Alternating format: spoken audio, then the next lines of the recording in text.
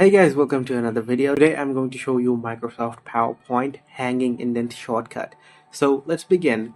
As you can see, I have two paragraphs right over here, and I will now show you how to apply the hanging indent formula. So first of all, select both your paragraphs and then right click on them. Now you should go to the paragraph option and then you can select before text indentation. So I will select point 5 and then I will go to spatials and then select hanging. From line spacing I will select double and then I will click on OK.